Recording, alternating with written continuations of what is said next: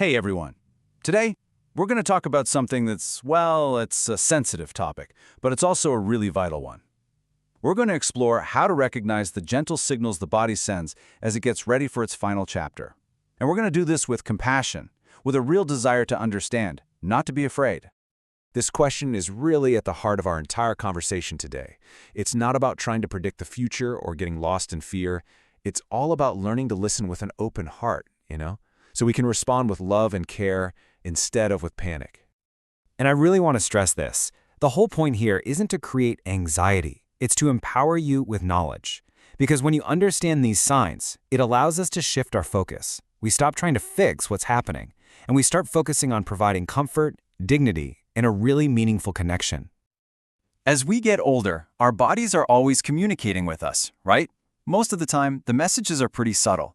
But as life moves forward, these signals can become more profound, and they're the ones that really deserve our careful attention. This right here is such a crucial distinction to make. Taking slower steps or needing a nap in the afternoon, that's a pretty common part of getting older for a lot of us. But the signs we're going to talk about today are different. They represent a much bigger shift, a signal that the body is beginning to prepare for its final journey. So this is our roadmap for the rest of this explainer. Think of it as our guide. We're going to walk through these 7 signals one by one to get a better handle on these changes as they often show up, starting with some of the most visible ones. First up, let's talk about the shifts in appetite and weight. For families, I gotta say, these can be some of the hardest changes to witness. And that's because providing food is so deeply connected to how we show love and care for each other. So the key thing to understand is that this isn't about someone deciding not to eat. This kind of weight loss happens because the body's systems are slowing down. The digestive system just can't process nutrients the way it used to, and the body starts to prioritize conserving its final bits of energy over building any more strength. This quote really just hits the nail on the head. Our gut instinct is to encourage our loved ones to eat, right? To show our love through a good meal.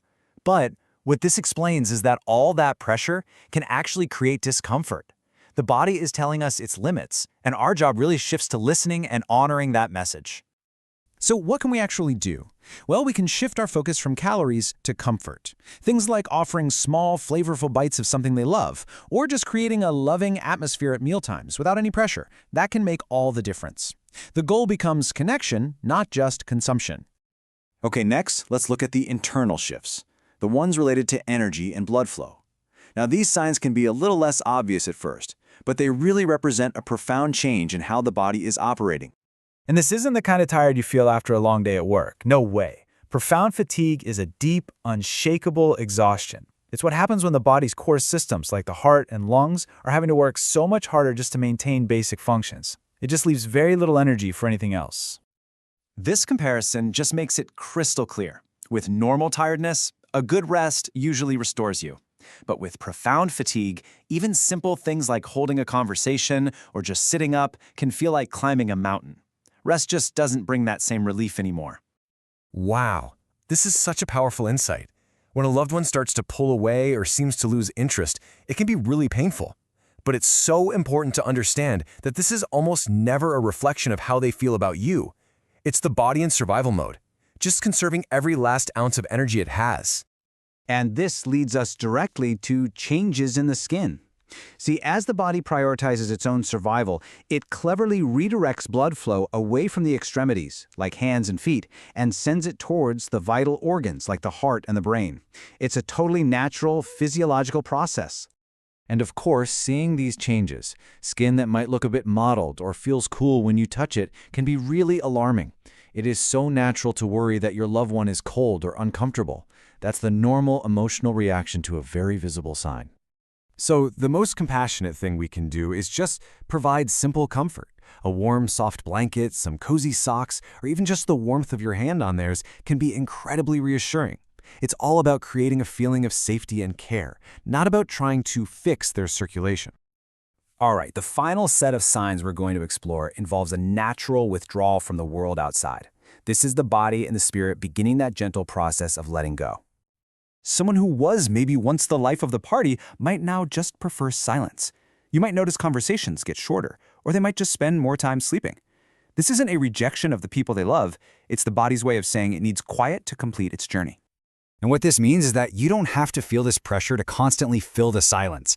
Sometimes just sitting with someone, maybe holding their hand, or just being a calm presence in the room is a profound act of love. That companionship is absolutely felt, even when there are no words. Now, this can be one of the most frightening signs for families to witness. The rhythm of breathing, something so constant our entire lives, might begin to change. There can be periods of really shallow breathing, then deeper breaths, and sometimes these long, unnerving pauses in between. And this is the vital piece of reassurance we all need to hear. While these breathing patterns can be distressing to watch, they are a normal part of the body's process of slowing down. In most cases, they are not a sign of struggle or pain for the person who's experiencing them. So, after going through all of these signs, what's the ultimate takeaway? What does this all boil down to? Well, it all comes down to how we choose to respond. You see, when we understand these signals not as problems that need to be solved, but as communications from the body, our whole focus can shift. It moves away from medical interventions and toward what truly matters in these final moments, making sure there is comfort, upholding dignity, and just cherishing the connection that we share. I think this is just a beautiful and hopeful thought to hold on to.